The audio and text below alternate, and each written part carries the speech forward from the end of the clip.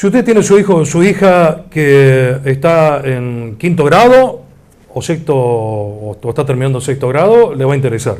Si tiene su hijo o su hija que está en primer año, pobre, ya va a pasar. Y si está en segundo año, ya zafó. ¿De qué vamos a hablar? Es la sensación propia, es lo que se ve en la sociedad, es la crisis del sistema educativo, que parece de que los niños que están en la primaria y terminando la primaria son niños bobos, y les cuesta adaptarse a la secundaria, y en la secundaria ¡fua!, le dan con todo. Es como que hay, en vez de ser la continuidad educativa como yo lo viví en mi época, que después de sexto venía séptimo, después de séptimo el octavo, que no se llamaba octavo sino primer año, hoy es como que son dos cosas totalmente distintas, sensación o realidad. No, es una realidad total. La diferencia que hay, la poca articulación que hay entre el primario y el secundario es abismal la diferencia que hay. Nosotros escuchamos muchas veces que los mismos padres nos dicen, cuando están, por ejemplo, en el primario, no te preocupes por este tema, total en el secundario lo va a ver. Sí, van a profundizar, pero lo profundiza después, la misma educación, porque te dice, si primero y segundo, como no pueden repetir porque tienen que pasar, si aprende o no aprende, importante. Exacto. Cuando entra tercero que sepa leer y escribir. Claro, está muy bien lo que va a decir. Ahora, cuando ya viene al secundario, ahí es donde se genera el problema. ¿Qué te dicen los profesores? Y lo tenés que haber visto en el primario. Claro. ¿Te das cuenta? Y hay muchos colegios que tienen su primario y su secundario, pero aún así existe ese gran abismo que no se puede, que lo solucionan, por ejemplo, con un cuadernillo nivelador. Y ese cuadernillo nivelador, claro, ese cuadernillo nivelador lo tiene que hacer él en su casa durante las vacaciones. O sea, ¿qué quiere decir todo esto? Que tiene que buscar a alguien que lo ayude, porque hay muchos temas que no ha visto. Y con ese cuadernillo nivelador se salva la responsabilidad del primario.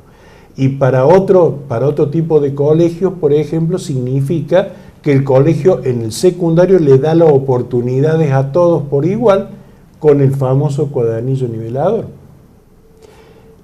Muchos padres nos dicen, por ejemplo, no se sabe manejar los tiempos cuando está en el secundario. No, es un chico que no sabe manejar los tiempos. ¿Y cómo va a saber manejar los tiempos si ella estuvo durante todo el secundario pegada con él? O sea, no se le permitió generar ese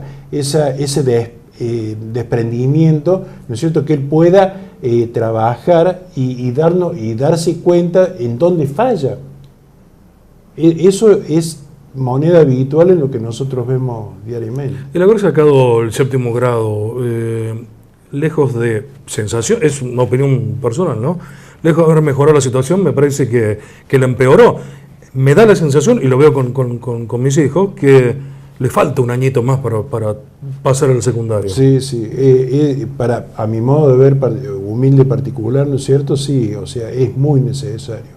Un año en esa edad es muchísimo crecimiento, no solamente social, sino emocional también. Es muy importante, pero bueno, son las reglas. ¿Qué va a pasar en los años siguientes ahora en el secundario? Ahora va a haber promedio de 7, pero ¿cómo va a haber promedio de 7 si estamos haciendo bache en todo momento en la parte educativa? ¿Qué me recomendás? ¿Empiezo ahora a llevarte a mi hijo o a mi hija para prepararlo para el secundario? Espero y veo qué problemas tiene el año que viene. ¿Qué me recomendás?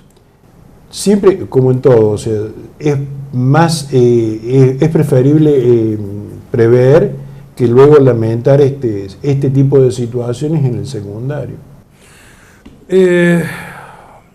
Seguimos charlando en el próximo programa. Me quedé pensando en una reflexión, ¿no? Porque a mí me pasa con una amiga que vivo la vuelta, va al colegio a la vuelta de mi casa y cuesta también a cierta edad, a las 7 menos cuarto de la mañana, dejarlo que vaya solo con lo que sucede en la calle, ¿no? Y me quedé pensando con eso, que al chico de la primaria la mamá no lo soltó, y también es difícil en estos tiempos largar la secundaria. Pero bueno, sí.